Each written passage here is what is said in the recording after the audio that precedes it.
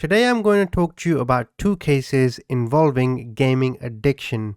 Both were murders. The first case I'll talk to you about is Daniel Petric. This took place in 2007. I'll give you the facts and then I'll give you my opinion. I'm then going to move on to a case that's going on right now. Took place in India last week involving 16-year-old Pannalal Sharma who strangled his 12-year-old cousin. Again, the motive video game addiction. I'm also going to tell you how kids get addicted and how video gaming companies, the techniques they use to hook young adolescents in. So if you do end up liking this video, please subscribe. If you like true crime videos and interrogation analysis, then yeah, please subscribe. And if you would like to talk to me directly, then please join the Discord. Links are in the description. So I found some newspaper articles regarding Daniel Petric. Just to confirm, this event took place October 20th, 2007 in the city of Wellington in the state of Ohio. He killed his mother and he injured his father. Now, the controversy between Daniel and his parents began when they forbade Daniel from buying and playing the Xbox 360 game Halo 3. Petric's sister, Heidi Petric, testified in court that Daniel never played the game until he contracted a staphylococcus infection from a snow skiing injury and was housebound. Now, I don't know if I've said that word correctly, but why does it sound like it's something you'd find on the Starbucks menu? Petric was introduced to the Halo franchise while at the house of his friends, leading him to wanting a copy for himself. His father, Mark Petric, was a minister at the New Life Assembly of God in Wellington. Both parents objected to the idea of their son playing a violent game with adult ratings and did not find it suitable for him. Mark testified that Daniel would regularly sneak out of the house at night without either parents' knowledge and purchase the violent video games that his parents didn't approve of, where he also did this method with purchasing Halo 3 not long after it released. While housebound, Daniel would sometimes play the game for up to 18 hours a time without taking a break. His mother eventually caught him playing the game and informed Mark, which led him to confiscating the game from Daniel for going against his parents' wishes. Mark, the father, locked the game in a safe cabinet and also concealed his gun. Daniel believed his father would play the game by himself. So now we get to the incident. About a week after the game was taken away from Daniel, on October the 20th, 2007, he used his father's key to unlock the safe and take it back, also taking his father's handgun. Court reports stated that Daniel came up behind his parents as they were relaxing on their couch in the living room and said, "Would you close your eyes? I have a surprise for you." Daniel then proceeded to shoot both of his parents. His father said that his head went numb and he saw blood pouring down from his skull. Daniel shot his mother in the head, arms and chest, killing her. In court, his father testified that after Daniel shot both of his parents, he tried to make the event look like a murder-suicide by placing the gun in his father's hand while saying to him, "Hey dad, here's your gun, take it." A few minutes later, his sister and her husband, who had pre-planned to come over to watch the baseball game together, when they knocked on the door, Daniel lied to them and said they should not come in because his parents had just had a fight. But they heard a groaning and a loud noise. They pushed their way through to find the aftermath of the shooting. Heidi called the police, and before they got there, Daniel made an escape attempt by driving off in the family's van with the Halo 3 game in the passenger seat. The police caught up with him and forced him out the van via roadblock.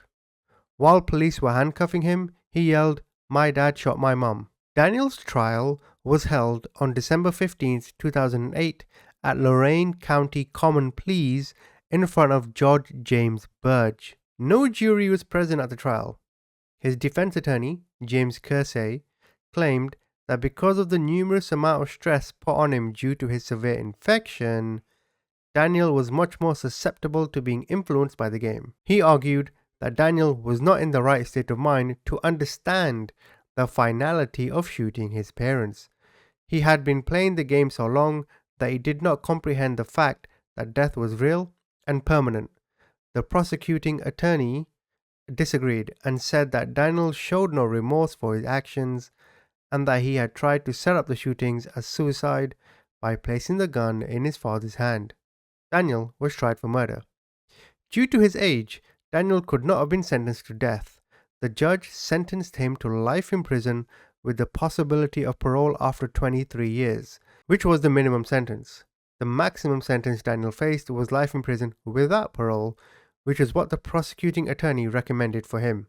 The case had been highlighted in papers and articles regarding video game addiction and video game violence. Halo 3 publishers Microsoft refused to comment on the case, passed a statement of, "We are aware of the situation and it is a tragic case." Daniel Petric was sentenced to life in prison and will be eligible for parole in 2032. He is infamously known as the Halo Killer. Now, I don't think these kind of murders take place because the violence in the game affects the brain. I mean, it does, but I don't think that was the motive here. I think Daniel saw his friends play and saw his friends level up in the game, right? And I think he just wanted to reach their level. He became addicted because he had nothing else in his life to look for. He obviously had no other purpose in his life and lacked, I guess, any kind of direction to which the video game consumed him. But I'll get to more of that later. Let's now look at the case of Pannalal Sharma. Police arrest an Indian teenager after it was discovered that he killed his 12-year-old cousin. The incident happened in Nagaur, Rajasthan. It was discovered that the 16-year-old amassed a debt from playing the likes of PUBG and Garena Free Fire, paying for the optional extras within the games. Just so you know, PUBG and these kind of games, they're just another Fortnite. Battle Royales, free to play. In a desperate bid for money, he strangled his cousin to death before pretending to be someone else online, claiming that the boy had been kidnapped and demanding a ransom. The matter came to light on December 8, 2021, when Praveen Sharma went missing along with his mobile phone. His cousin, Pannalal Sharma, filed a missing persons complaint with the police. He told officers that Praveen had a habit of playing mobile games. Due to this information, the police used cyber technology to search for the boy. Meanwhile, Praveen's uncle, who lived in Assam, began receiving messages on social media from a man saying that he had abducted the boy and taken him to Delhi, Delhi being the capital of India. He demanded $5,000 in exchange for Praveen. Family members subsequently told officers about the ransom demands. During the investigation, police traced the IP address to a location in Praveen's home village of Dudila. Officers soon discovered that the ransom messages were being sent from the missing mobile phone. The phone had been using another phone as a Wi-Fi hotspot. Officers then began to suspect Pannalal. When questioned, the teenager admitted that he was responsible. Pannalal explained that he was addicted to playing PUBG and Garena Free Fire, spending money on microtransactions in a bid to gain an advantage over other players. However, because he kept losing, he continued to make more purchases, resulting in a large financial debt. On the day of the murder, he had been out with his younger cousin. Desperate for money, the teenager strangled Praveen to death. Pannalal took the mobile phone and buried the victim. He discarded the SIM and created a fake social media profile. Using another phone as well as a Wi-Fi hotspot, he posed as a man and claimed that Praveen had been kidnapped. He said that he would return the boy alive if he received $5,000. He said that he would return the boy alive if he received the ransom amount. Following his admission, the teenager was detained. Meanwhile, officers recovered the body from the riverbank. A post-mortem is currently being conducted to determine the cause of death, as this case is still ongoing. And now I want to talk to you the reasons for addiction and how gaming companies get these young adolescents hooked. I'm going to use FIFA as the case example, but you can apply it to all. FIFA is just a game that I play. I know a lot of the FIFA pros in North America. I'm in many FIFA discords. I understand the game very well. The purpose or the point is to create something that is so fantastical that you want the user to want more and more. For example, when we see a Cadbury's bar on the TV, we want that. It looks appealing. When we see a burger or fries or something on the TV and the way it's presented, we want that. But in the case of the burgers, we all know it never looks like that, right?